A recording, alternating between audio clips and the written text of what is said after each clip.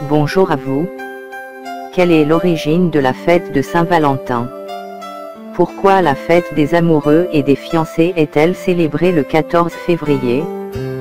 Pourquoi cette fête est-elle placée sous le vocable de Saint-Valentin? Il y a de nombreuses coutumes et croyances au sujet de l'origine de la fête de Saint-Valentin. Eh bien, ici, là et maintenant, nous vous révélons sa véritable origine.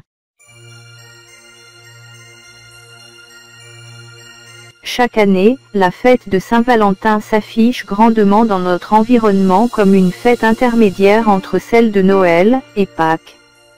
Elle est bien connue étant associée au logo du cœur rouge. Saint-Valentin, Noël et Pâques partagent un point commun.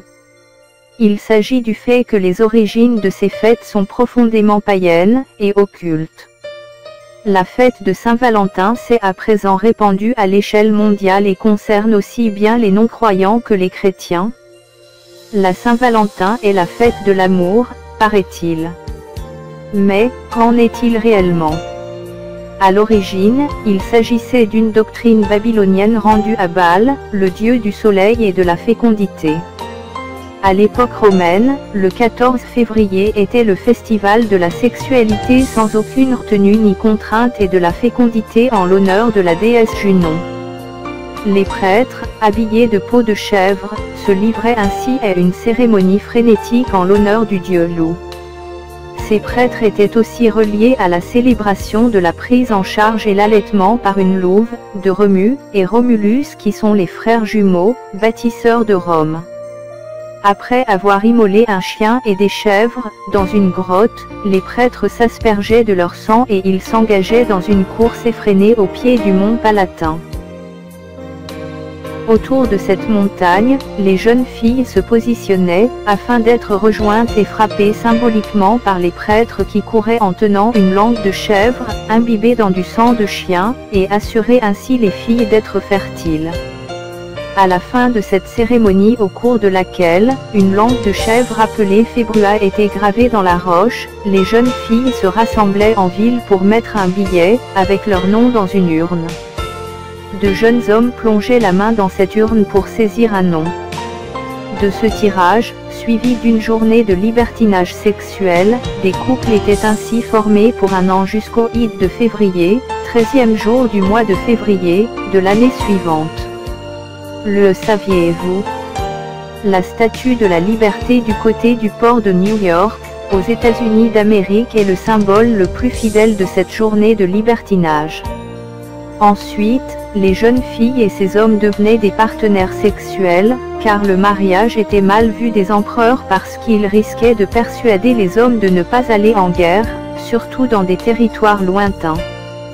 La forme du cœur est à la fois attachée à la matrice sexuelle féminine, mais, également à ce milieu de période que composaient les Ides de février, ou de tout autre mois, constitués de 2 cycles d'encadrement de 13 jours chacun.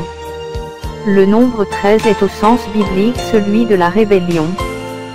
Cette commémoration ou cette fête de la fornication avait été modifiée pour supprimer les éléments susceptibles de choquer ou de déplaire, puis elle a été détournée de ses origines de libertinage. En définitive, elle a été sacralisée par l'Église catholique.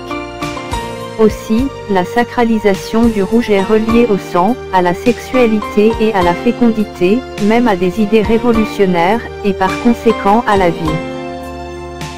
En résumé, Saint-Valentin est le jour dédié à tous les amoureux. Elle est célébrée le 14 février de tous les ans. Cette tradition a pour origine l'ancienne fête des Lupercales, le 15 février, c'est-à-dire des fêtes romaines du réveil de la nature.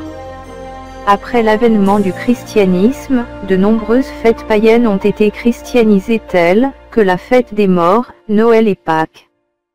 Par effet d'imitation, cette coutume d'origine romaine s'est peu à peu répandue dans les pays, et la mondialisation, notamment la globalisation commerciale, en a accéléré le processus de vulgarisation. Ainsi, voilà présenter l'histoire, sinon, l'origine de la Saint-Valentin, par C-Weblove. Nous osons espérer que vous en seriez satisfait. Cela dit, nous ne saurions mettre fin à notre propos sans vous poser les questions suivantes. En dépit de ce que les gens pensent, vous, concrètement, est-ce que vous accordez une importance particulière à la fête de Saint-Valentin? Qu'est-ce que cette fête représente pour vous?